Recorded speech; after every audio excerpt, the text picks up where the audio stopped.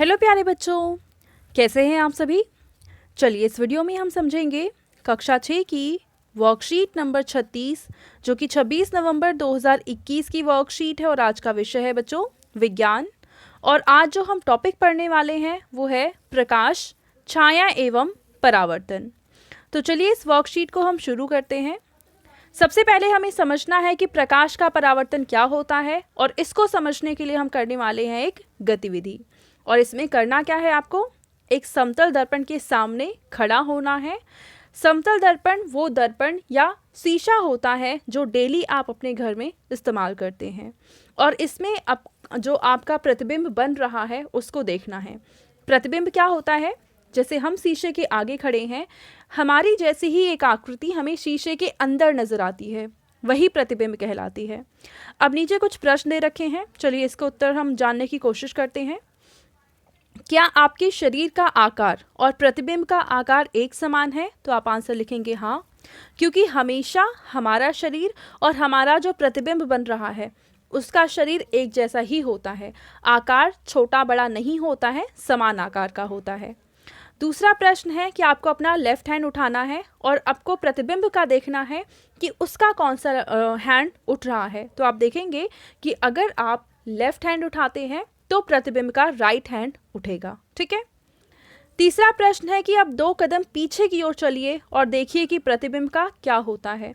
तो अगर आप 2 कदम पीछे बढ़ते हैं तो प्रतिबिंब भी 2 कदम पीछे जाएगा और अगर आप 2 कदम आगे आएंगे तब प्रतिबिंब 2 कदम आगे आएगा।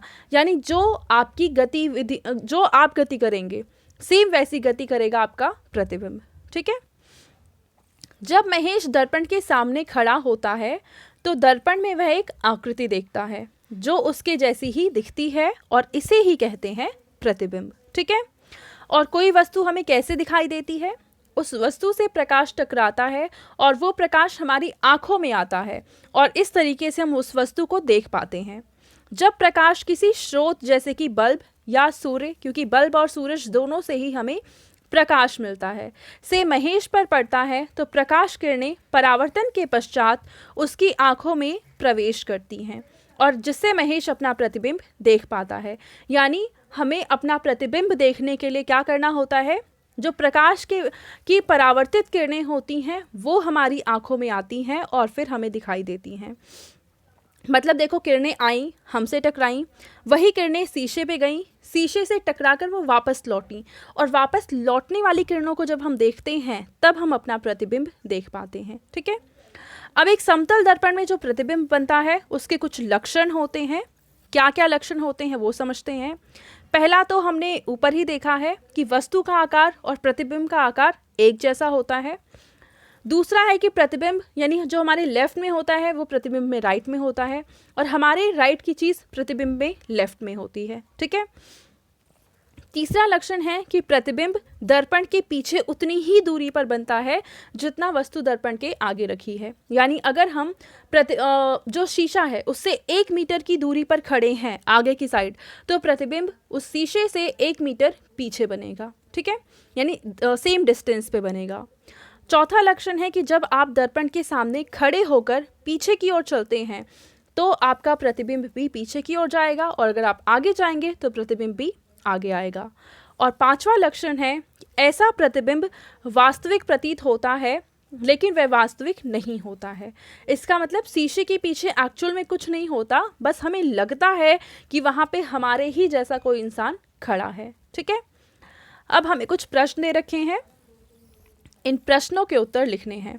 पहला प्रश्न है कि आपको एक कागज़ पर ए से लेकर जेड तक सारे अल्फ़ाबेट्स लिखने हैं और इसे समतल दर्पण के सामने रख कर देखिए और देखिए कौन कौन से अक्षर समान हैं और कौन से भिन्न हैं।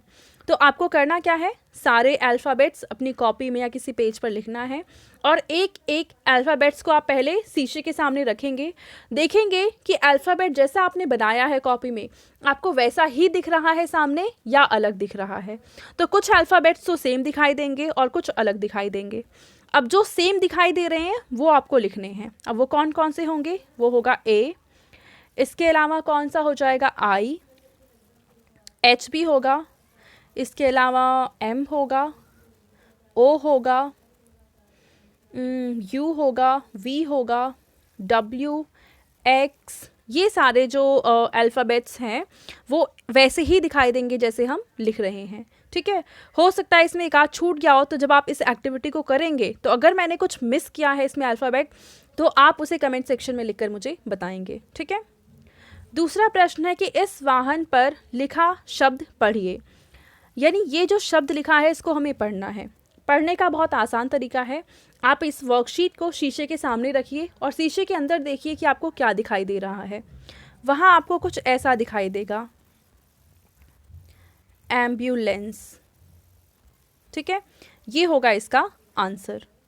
तीसरा प्रश्न है कि समतल दर्पण द्वारा बनने वाले प्रतिबिंब के आकार और वस्तु के आकार का अनुपात क्या है।